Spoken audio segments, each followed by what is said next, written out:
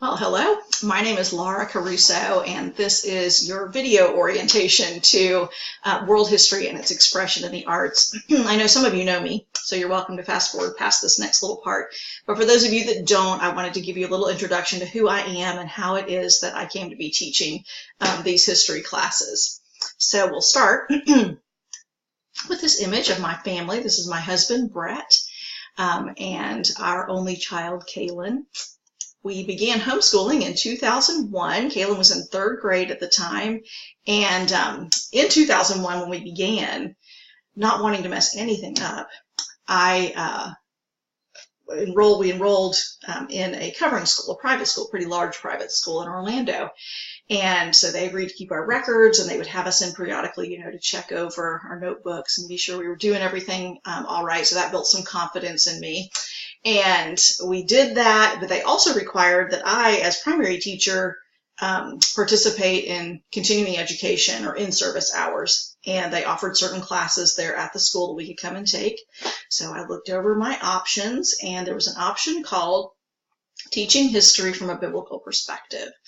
And I'd always had an interest in history. In fact, had, graduated as the top history student at my high school. So I thought, well, that'll be a good fit. I'll do that one.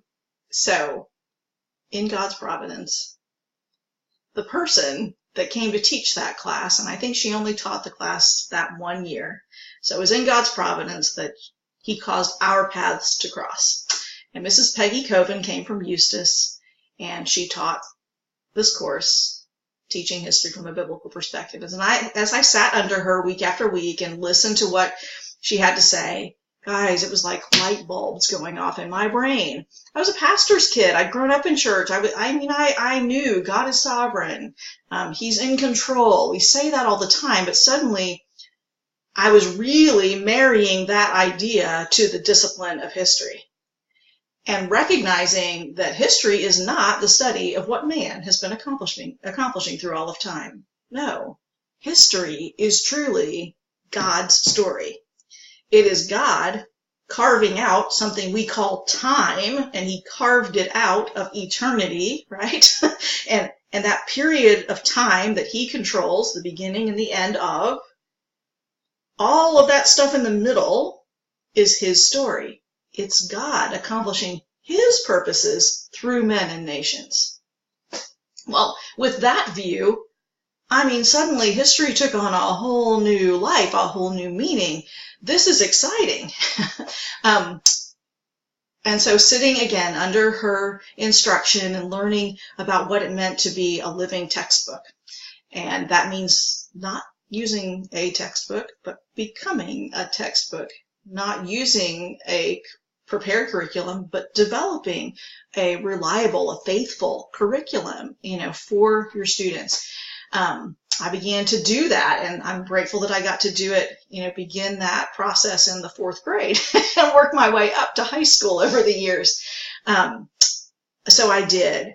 And as I did, let me switch back here, you guys. As I did, that next year, we became attached to Team Homeschool Co-op.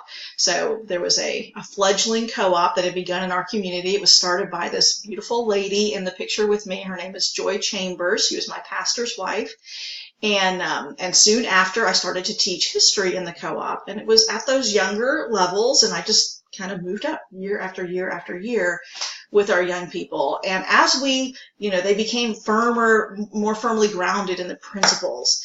And as we moved forward, it really occurred to me that, there's no better way. We've learned all these amazing things.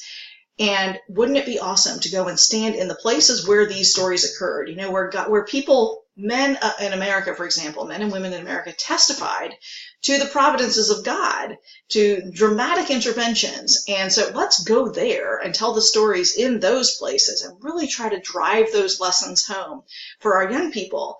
The faithfulness of God, and that it is his strong arm upon which we rely. So anyway, all that to say that I also started doing field study tours pretty early on. I did a small one in 2004, and then in 2007 took 40 of us to Williamsburg and Washington, D.C., and the rest, as they say, is history. So I've been doing the teaching for about since 2003, and big trips since 2007. And I am so privileged. I just feel so grateful to God that he disrupted the path that I was on and put me on his. There's been nothing better, no greater blessing in my life. So I love what I do. I love working with your families to rehearse the mighty works of God in the ears of our children, as we're commanded in Scripture, which I'll get to in just a moment. So just a little more background here. We see, the graduating class. So our group of, 12 or 15 of them graduating. And then another graduation, Kaylin went on to Liberty University. She was a scholarship student in the honors program, graduated with a 4.0. And guys, I tell you all that not to say, yay me, but to say, yay God. Because I was pretty nervous about this whole proposition. I remember, wondering as we moved closer to high school, are we really going to be able to do this? And maybe you guys don't have those questions. I know today there are so many resources, and you've watched so many people, homeschool high school successfully, that perhaps now people have many fewer doubts. But I had questions and doubts and concerns. And was I somehow robbing her of a social experience at high school? And was she really going to be adequately prepared for college? And I'm here to tell you that if God is calling you to it, he will provide what you need. Be faithful, be obedient, and God will be faithful. So all that to say, she went on and had this successful experience at Liberty University. And just for fun, I thought you might be interested. So this is my family. I'm the oldest of 4 children. So here are, our little family. This is my husband's mom, Grammy Ann, who loved Kaylin to the moon and back. Grammy has since gone to be with the Lord. This is my dad. And then I said I'm the oldest of 4. Next is my sister. This is her husband and her 2 children. And then next is my brother with his wife and his 3 boys. And then finally my youngest brother with his wife and twins. So quick little introduction to my family. Another wonderful thing that she found at Liberty University was a husband. So she met Ryan Gyrus, and they married in 2016. So this is now our family today, and couldn't be happier. We just love Ryan. Now, during Kaylin's high school years, we became involved in an organization called Teen Pact Leadership Schools. I can highly recommend them to you, but I just want you to have that little bit of background as well. When we first took our group there to Teen Pact, they offer week-long government courses at the state capitol and really help young people to apply their faith to the culture. What does that look like in action? So it was a wonderful fit for what we were doing in our history and government classes. A lot of our young people became involved in leadership with Teen Pact, and I became state coordinator for them for several years and continued that until the year after our main crew, Kaylin's age group, had graduated, at which point somebody stepped forward and said that they were willing, they were interested in leading. And when somebody does that, you pass the baton. And so I passed the baton to Carlin Sullivan that year. And so I stepped down from Teen Pact and then stepped down from my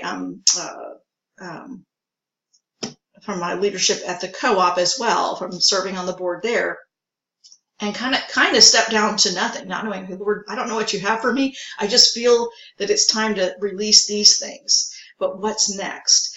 So he had something in store. Just a few months later, I got a call, and I took a position as a field director working for Florida Family Action in the 2012 presidential election. So this was kind of a baptism by fire into the political arena. I'd kind of been nibbling around at the fringes for some time, knew some people, knew some things, but this was like full on, into the process. And that was a wonderful experience. Got to work with lots of wonderful volunteers from churches all over Central Florida. I traveled and spoke and talked about what does it mean to stand for your values in the public space and in the civil realm. What does that look like to vote our values? So all of that to say, worked the presidential election, and when that was over, I was kind of done with that part of politics, and I was just ready to go back and continue teaching the principles to young people. And honestly, I saw the great need for that as I was out and about in the community, that we needed to educate not just young people, but our adults as well into the foundations of their liberty. But I digress. That was not what God quite had planned for me. I did continue to teach, but what plopped in my lap shortly thereafter was the issue of Common Core. And again, I won't go deep into that issue right now, but it was a real, and it continues to be a real threat in our state to the freedom of homeschoolers to educate as they would want to. So at the time, it was a brand new, it hadn't even been implemented yet, but it was about to be. And quite frankly, our legislators weren't even really aware of what it was. So I spent many months meeting with legislators, trying to help them to understand what it was, how it had come to be, and what they might be able to do about that. And even more time, though, educating families and trying to activate them to stand firm against Common Core and its implementation. So all of that to say, after a season, it became clear that that really was not where I was to be anymore.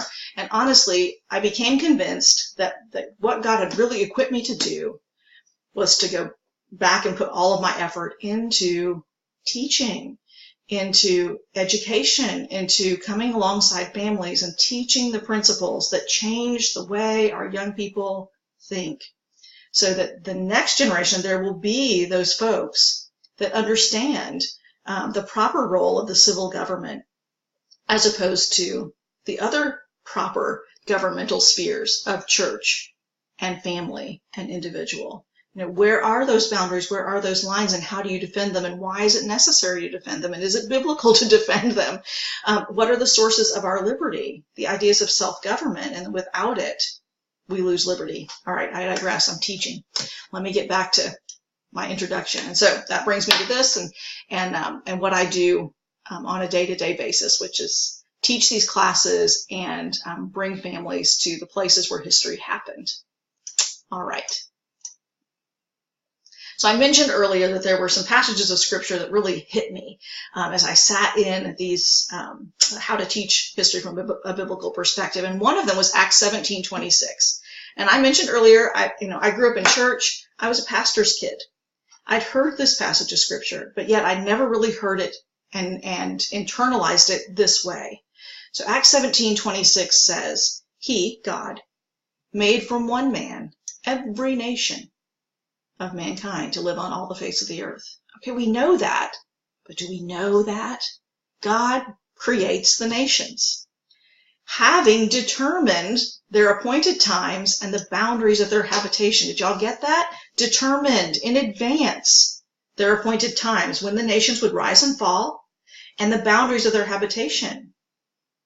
What the boundaries of that nation or that empire would be. So God determined when the Roman Empire would rise and fall, or the Greeks, or the Egyptians, or the Americans, or the Spanish Empire, right? And the boundaries. Well, I always kind of thought, like, aren't the boundaries determined by treaties? And, well, yes, but that's a secondary cause. The primary cause is the movement of God. And as I mentioned before, all of that is happening, and we can know why it's happening because it's told to us in Scripture. Why does God cause the nations to rise and fall? And for their boundaries to be as they are? Well, it's so that they would seek God. It all points back to God.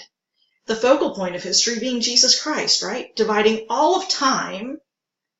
And I know we've tried to reject Jesus as the dividing point. We've gone to BCE and all these strange designators. But at the end of the day, it is Christ's life that still divides all of time. That is how we mark time. So they would seek God. All of history is pointed back towards God, if perhaps they might grope for him and find him, though he is not far from each one of us. Guys, that's the perspective that I want your young people to have. That's what I'm going to try to bring week after week as the undergirding principle, one of the undergirding principles of history. And then I'd like to share this passage with you as well, because it became a real motivator to me as I began to learn the truths of his story. This is from Psalm 78, and the psalmist encourages the parents in this way. He says, listen, O my people, to my instruction. Incline your ears to the words of my mouth. I will open my mouth in a parable. It's a story. I will utter dark sayings of old. Those are the old stories, which we've heard and known, and our fathers have told us. We will not conceal them from their children, but we will tell to the generation to come the praises of the Lord and his strength and his wondrous works that he has done. It's a command to rehearse the mighty works of God in the ears of our children. For he established a testimony in Jacob and appointed a law in Israel, which he commanded our fathers that they should teach them to their children, that the generation to come might know, even the children yet to be born, that they may arise and tell them to their children. Well, that's exciting. That's a multi-generational vision right there. That's you teaching your children so they can teach theirs, and then the next that are yet to be born. And then the psalmist tells us why.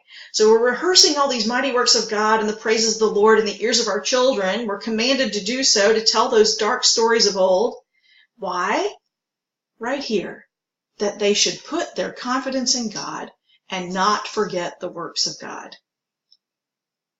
We want to for our young people to know that God is the same yesterday, today, and forever. That he is the God that won the battle, that Israel stood still and saw the victory of the Lord, that it is his strong arm that intervenes, that some trust in horses and some in chariots, but we will trust in the name of the Lord our God, right? Well, then the psalmist goes on to kind of remind us of something, a real incident in the history of Israel. He says, we want our young people, our children, to put their confidence in God and not forget the works of God, but keep his commandments and not be like their fathers, a stubborn and rebellious generation, a generation that did not prepare its heart and whose spirit was not faithful to God. Guys, look around us. That's us today. Look at our culture. I'm not pointing fingers at anyone individually, but we are a generation whose spirit is not faithful to God. He then inserts this little excerpt, this little story. He says, or illustration. He says, the sons of Ephraim were archers equipped with bows, yet they turned back in the day of battle. They didn't keep the covenant of God and refused to walk in his law. Okay, what happened here? Why is this in here? Why is this little story here? Because this is an illustration, kind of what would have been an amazing illustration to the children of Israel of what happens when we forget, when we don't remind ourselves that the victory is the Lord's. So when he says the sons of Ephraim were archers equipped with bows, the sons of Ephraim were like a special forces unit in the Israeli army, and they were archers. And guys, if you look back into ancient history, ancient military history, the archers were a deadly force. They were highly trained, and when you put those guys shoulder to shoulder and they unleashed those arrows, I mean, you've seen it in the movies. It was an incredible scene, and it was very effective. They had the best technology, highly trained, well prepared, and yet it says these sons of Ephraim, like the special forces, were archers equipped with bows, but they turned back in the day of battle. To put this in today's terms, I mean, can you imagine if we heard about our Navy SEALs being deployed somewhere and they got to the battlefront and they turned around and ran? Or the Army Rangers? We can't even imagine that. But that's what happened. They turned back in the day of battle. They didn't keep the covenant of God. They refused to walk in his law. Why? They forgot his deeds and his miracles that he had shown them. Because that's what empowers us to stand firm in the day of battle, is remembering that it's not us. It's not our strong arm. It's not our training. It's not our equipment. All of those things may be gifts that God's given us, but at the end of the day, the first cause is God. It is his strength. It is his wondrous works that he has done. And he is the same God yesterday and today and forever. That is the kind of confidence that we need to build into the hearts of our young people. I think you would agree with me that they are in a day of battle, and they are likely to be in a day of battle. And we are going to need young people who know, who understand the faithfulness of God, the strength of God, and the fact that they can trust in the faithfulness of God. So again, that is my heart in teaching these history classes and rehearsing these old stories. I want them to learn lessons, and I want them to be reminded of the faithfulness of God throughout the generations, and that they can trust in Him, that they can stand firm in the day of battle. And then finally, I want to give you this little introduction.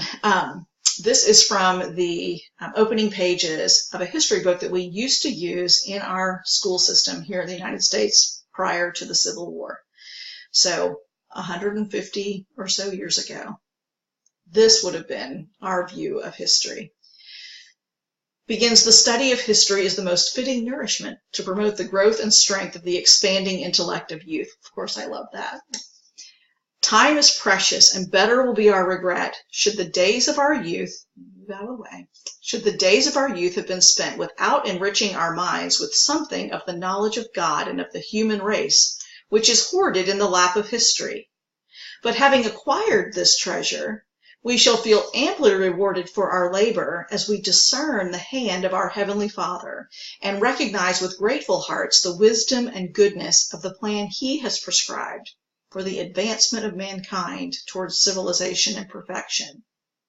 Thus, the study of history, while enriching us with an inestimable knowledge of past generations, is also leading us to a better acquaintance with God. Clearly are we taught that He extends His protecting hand over all His children, and that all are called into being to fulfill some wise purpose. You who think that chance has brought forth all that exists, and that chance decides the fate of nations and of individuals, read history with becoming attention,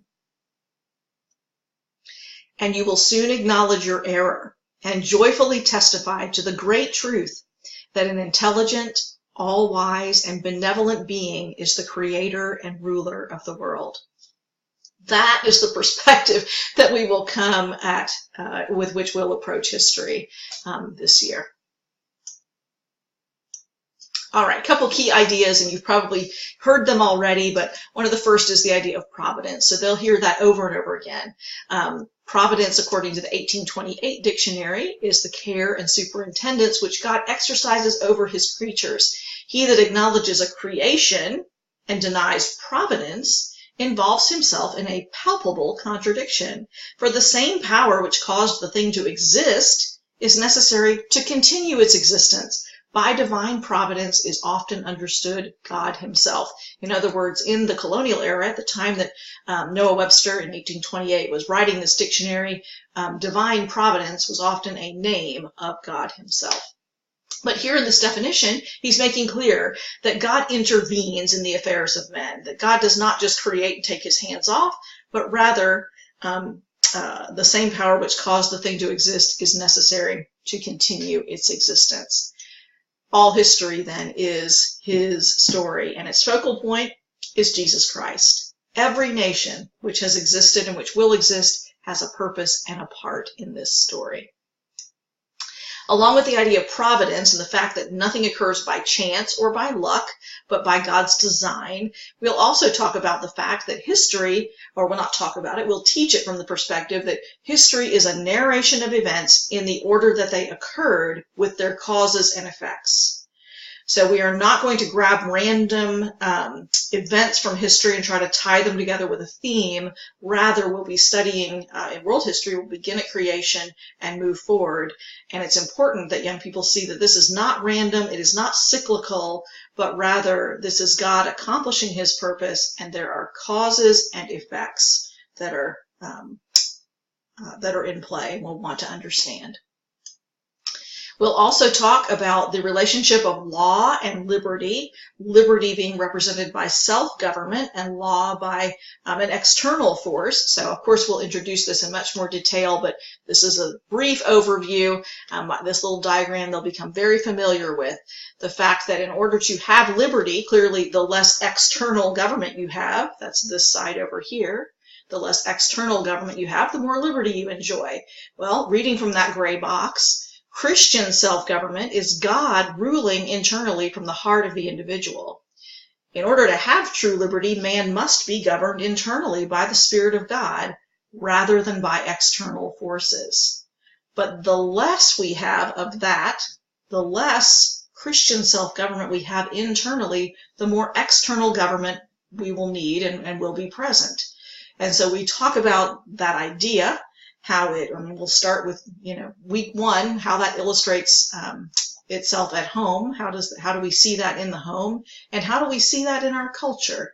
That as a culture, the less self-government we exhibit, the more external government we see.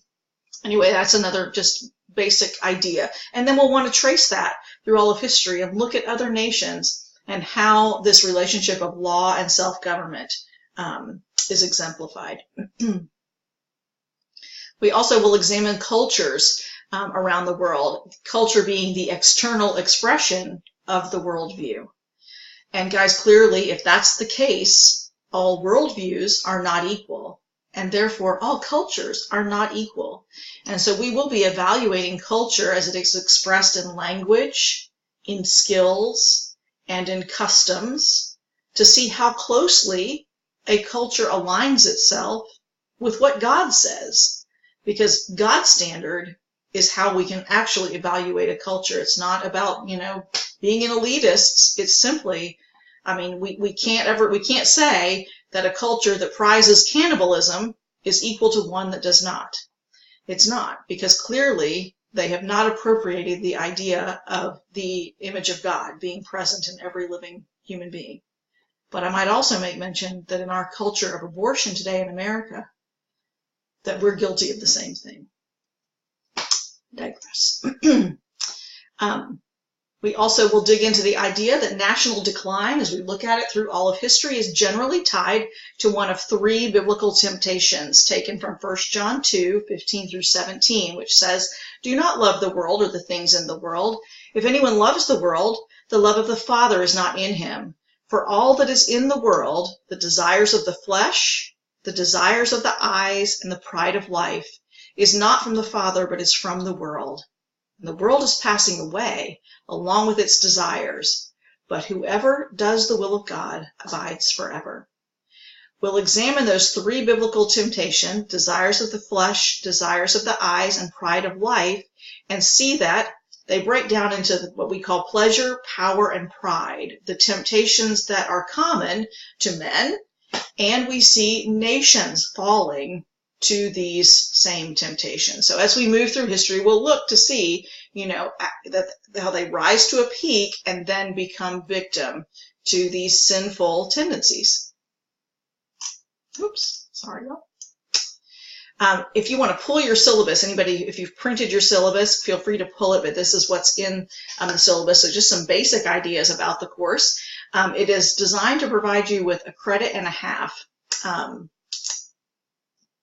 in course credit, high school credit. So you'll have 1 in world history and half a credit in humanities. I've given you the Florida course codes right down here. Quick note, as I look at it, it appears to me that humanities, in order for humanities to count towards bright futures, if that's something that you're trying to do, you would need to count it as the honors level. It looks like that's the only one, humanities honors, that counts towards bright futures credits. So whoever handles your records, or you might want to call the bright futures office to verify that, but that's what it looks like to me.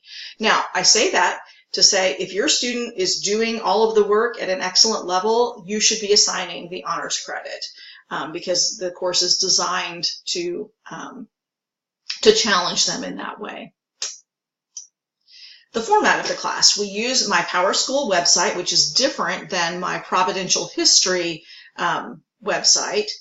And a page on the site every week is devoted to that week's class. It features the lecture video, related video clips, documentary resources, homework assignments, etc. I'm going to take you there real quick so you can see what I'm talking about. So let me scoot over here and just show you this.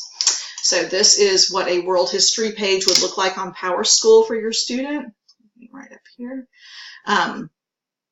So you can see on this side of the page that you'll be able to click on any of the various weeks. It's a 30-week class, so we do it in 2 semesters of 15 weeks each. Up here, they would click on the video course, so they'd actually watch the video. They would download, this one had 2 parts, but you download right here the note sheets, the lecture note sheets that they need to be filling in as they viewed the video. And then this particular week, we had some extra. I probably tell them, you know, stop at this point and watch the video that's been uploaded to the class website. So they were watching a video on castle building by PBS, and then also a little clip on the Carolingians, excuse me, from the medieval period. Also on each week, their homework sheet and any resources that they would need to complete the homework would be posted. So here you see the homework sheet for week 18. They would download this homework sheet so they could have it all right there in front of them and work from the homework sheet. Occasionally there would be another, you know, some other documents or things that are images uploaded here, like maps or other resources, primary source documents that they might need to reference. So that is kind of what that looks like week to week. Get back over here. In addition, so separately, parents are sent rubrics to evaluate the homework as well as sample assignments every week. So parents, you're responsible for evaluating the homework. This is a class that requires primary parental involvement. It's really important that you be actively engaged with the material, discussing these things week to week. I mean, honestly, we weren't taught these things. And so your students are going to be learning things in a different way and probably different ideas than the things that you were taught. And the richness of the opportunity we have as homeschooling parents is to engage in those conversations and to dig in and to make sure they understand the excerpts of John Locke that they might be reading or whatever it is. So some of the material is challenging, but they can do it. I'm telling you, they can do it. And it's rich and powerful when they've seen the original documents for themselves and they know why there's, you know, why they can stand on the ideas that they have. All right. Talked about rubrics, grading, and gradebook. I do ask students to upload their weekly assignments just as an accountability measure so that I can see that it's actually happening. But essentially, parents, if you have a different thought, that, you know, you don't have to have them do that. But I think it's helpful to them to know that somebody else is seeing that they're accomplishing the work. However, I will not be doing the grading, as I mentioned, so you'll have everything you need to evaluate the work, and you're welcome to keep your grades yourself. I do recommend, you know, this as a grading breakdown percentage-wise, but that's totally up to you unless you want to use the online gradebook. If you wanted to do that, it's already set up so that as you send me the grades, they'll pop into those categories and it would be weighted just like that, with weekly homework being 50% of their grade, their quizzes 25%, and exams and special projects is 25%. All right, this is a just typical homework assignment. So I wanted you to see kind of what a homework sheet might look like. So here you see, you know, add these websites to your resources page. Actually, they won't be doing that. That'll already be on the website for them. They're reading a little bit in their textbook. This is a textbook. I use it rarely, but occasionally it is good to have a little background before a lecture. Primarily, they're putting together a notebook that consists of the note sheets they download every week, the lecture note sheets, their homework assignments, resources they're printing out. So they're developing their own textbook, essentially, a record of their learning in their notebook. Okay. So a little bit of homework assignment. So read a little bit, then read the attached Babel article by Dr. John Whitcomb of the Institute for Creation Research. And now we're going to answer some questions. So over here you see some definitions that are done, and this was a map. I wanted to zoom in, though, on the questions. This week they only had 2 written response questions that they're doing. So consulting your notes, the text, and the article that they've just read, they would answer these 2 questions. Here we go. What are the 2 ways of life that men have followed since the first sin in the garden? And by which 2 sons of Adam are those 2 paths symbolized? Now, this would be found in their textbook. So, I'm looking for the story. But they were assigned 19 through 25, so they're reading right in here. And the answer is there. And I should, here, let me pause real quick and find. Okay, so here it is. In the text, it says, from the time of the first sin in the garden to the present, all men have followed one of 2 courses in life. the way of God or the way of Satan. Like Adam and Eve, they've decided either to accept or reject the will of their Creator. The children of Adam and Eve, Cain and Abel, illustrate the contrast between these two ways. Cain brought a sacrifice to God that represented natural man's attempt to please God apart from faith. Abel, by faith, offered unto God a more excellent sacrifice. Sin, rebellion, and death characterized the way of Cain. Faith, obedience, and trust in God marked the way of Abel. All right, so we've read that, and now we're going to answer the question. Now, my hope is that they don't just copy the answer out of the textbook. What I'm hoping you're looking for from your student is that they've processed, and we want them to think and make connections, and hopefully they'll also read the Babel article before they even start. But they're thinking, they're making connections, and then they're answering. So they're not just regurgitating text out of this textbook, but they're actually thinking about it. What are the two ways of life that men have followed since the first sin in the garden? And so on your rubric, you would have some suggestions for what you might be looking for. And on this one in particular, obviously a 9th grader is going to answer differently than a 12th grader would. So a 9th grader, I'm hoping they restate the question in their answer and give basic correct information, like the two ways of life that men have followed since the first sin in the garden are the way of God or the way of sin. And the two sons of Adam whose paths symbolize these are Cain and Abel. That's a 9th grade, perfectly acceptable answer. But as students that are older, hopefully we're going to see something a little different. Like, since the first sin in the Garden of Eden, all men have either followed the way of God or the way of Satan and have decided to accept or reject the will of God. Adam's sons illustrated this choice. Cain chose the way of sin, rebellion against God, and death, while Abel chose faith, obedience, and trust in God. And they cite Fisher 20, because we also will be working on learning MLA citation, basic MLA, throughout the year. So in fact, in the homework, I probably would have given the instruction that older students should pull quotes to support their answer and cite them as follows, with instructions about how to do that.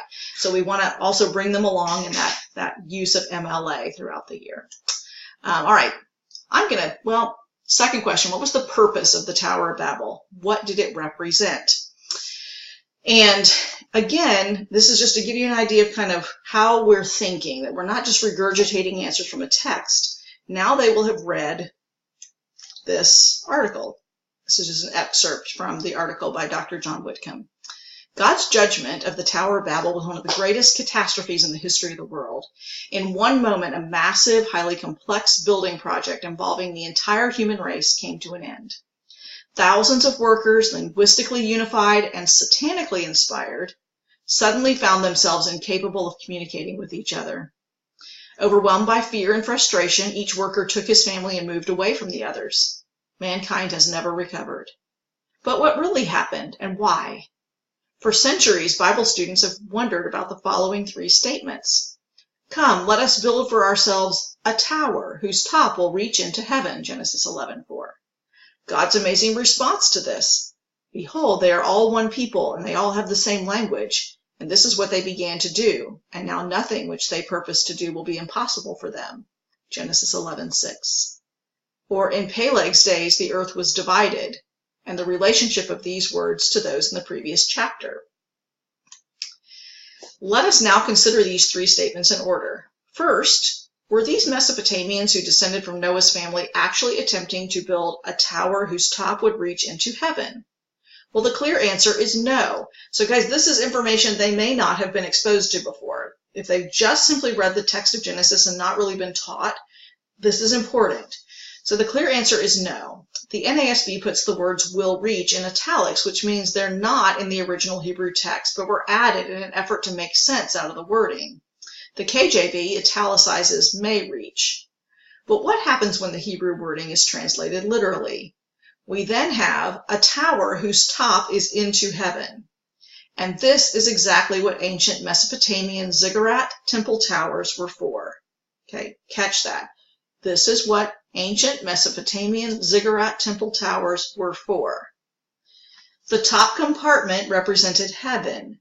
The inner walls, in all probability, were decorated with blue glazed tile with the sun, the moon, and the 5 known planets lined up along the plane of the zodiac.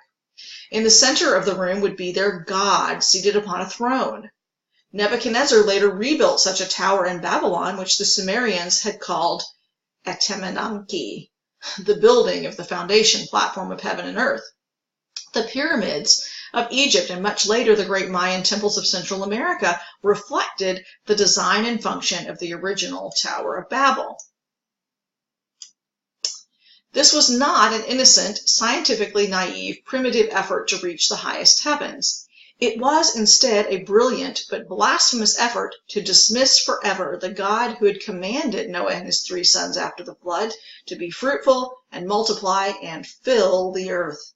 Instead of honoring his name, his character and attributes, they said, "Let us build for ourselves a city, and let us make for ourselves a name, lest we be scattered abroad over the face of the whole earth."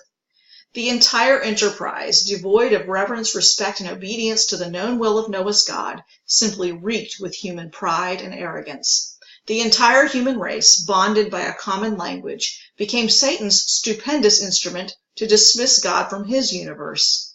Satan almost succeeded in dominating mankind again, as he had done at the fall of Adam and Eve, and as he had done before the flood. So now we go back to the question, what was the purpose of the Tower of Babel? Now, I'm probably going to reword that question, actually, when I give it to them for homework. And I will give this to them for homework. What was the purpose of the Tower of Babel? So we want to go back to the purpose. This is exactly what ancient Mesopotamian ziggurat temple towers were for. What were they for? They were for worshiping false gods. The purpose of the tower was to worship a false god. It wasn't to try to get up to God in the heavens, as we so often in our, elementary Sunday school classes are taught. So we want to see that in the answer that your student gives. We do not want to see the Tower of Babel was built because the people wanted to show they were as smart as God. That's not what they're showing. It represented how they wanted to be equal with him. No, it's not. That's not what it said, although that's often what we kind of think. What a reading of the scripture and a reading of the article tells us is, in fact, a 9th grader should come up with something like the purpose of the Tower of Babel was to provide a place where people could worship false gods, not be equal with God. That doesn't say that anywhere. They worshiped the sun, moon, and planets instead of the true God who had actually created it all. The Tower of Babel represented rejection of the worship of God and rebellion against him. God had told the people to go and fill the earth, but instead they banded together to make themselves famous and known instead of bringing glory to God by being obedient to him. Do y'all see how you can't just copy the answer out of the text? You need to read it and think about it and then answer the question. That's why there's only 2 questions, because it's going to take a little time to read and digest and hopefully talk with you and then answer those questions well. So that's just a sample because I want you to understand the types of homework that they might encounter. There are things like mapping that they'll be doing, charting of, timeline creation, all kinds of other things as well. But just so that you have some idea that when we're answering questions particularly, we want to read, we want to make connections, relate, and then record. Okay, we want to read and reason through and then make connections and then write down our answer. So it's well thought out. I mentioned to you MLA. It'll take some time for your student to get the hang of it. Once they've got it, they've got it. And then it's one less thing that they have to conquer when they head off to, a dual enrollment class or a college course. They'll be well prepared. So we will do the MLA standards, which are double-spaced and certain size font and type of font and the way we title things, and then even works cited and citing sources within the text. But I'll help them along with all of that. So we aren't expecting perfection on round 1, but we will introduce and work towards a good MLA standard in their homework. Again, they can so do it. So it's just a matter of kind of laying it out for them and helping them see what it is and working towards the MLA standard. Consultation. I love interacting with you. I love being available to you.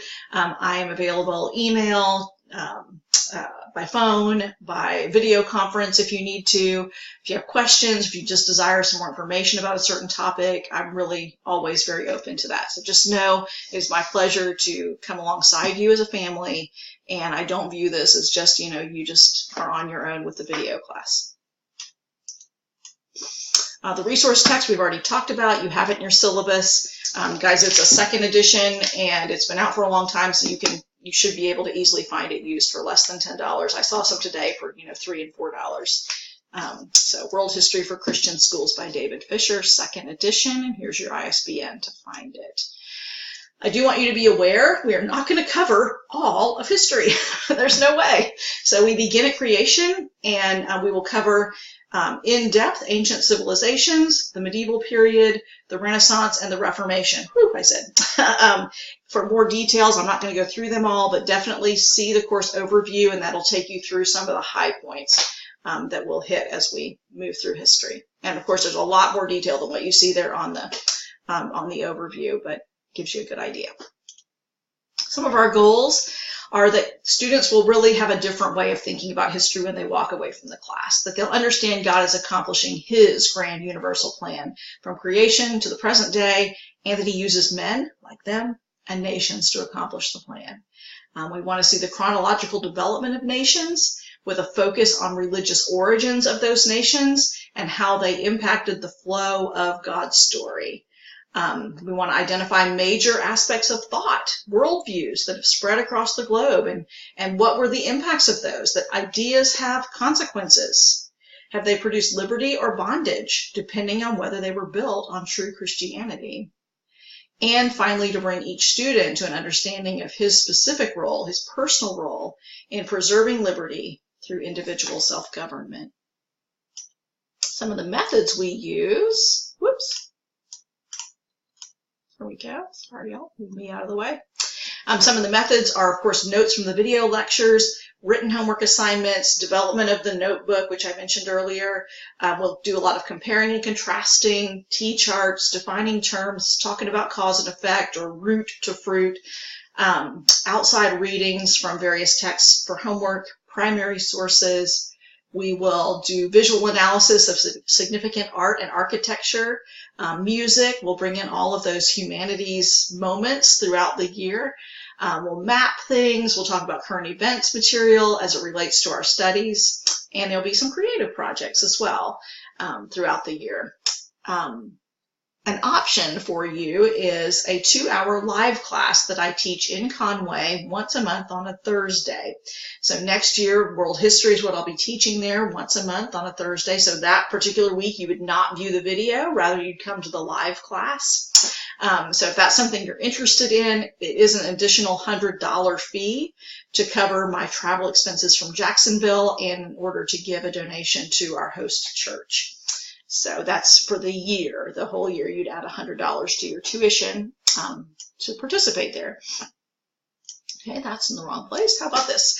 Just an extra little bonus kind of thing. You've heard me talk about my field study tours. Just know that your students, if they're enrolled in my class, are entitled on any of the big trips, the Williamsburg, Washington, D.C., Boston, that they're entitled to a $100 discount on that trip. And any members of their family who go will take $50 each off of each family member. And if you want more information on that, we can pop over here to providentialhistory.net. So this is my my website. Whoops.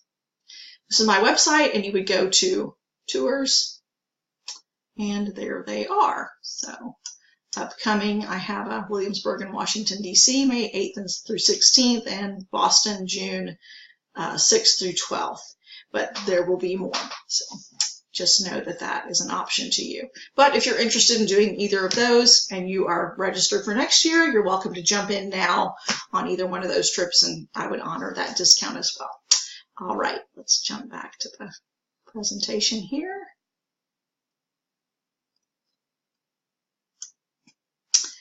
Talked about that already. There is a registration form. It's the last page of the syllabus, so feel free to to print that out, and you can register that way, or you can register via my website, but then you'll do a little electronic registration, then I'll be sending you this form to fill out anyway.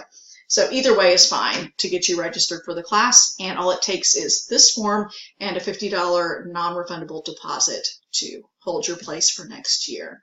I think that is it. That is. If you have any further questions, please don't hesitate to be in touch with me. You have my email, so you're welcome to email me, or back up, or here is my cell phone number, and my website. All right, you guys, I think that's it. I hope that's answered some questions for you about next year's class. Again, any further questions, don't hesitate to be in touch. Thanks so much.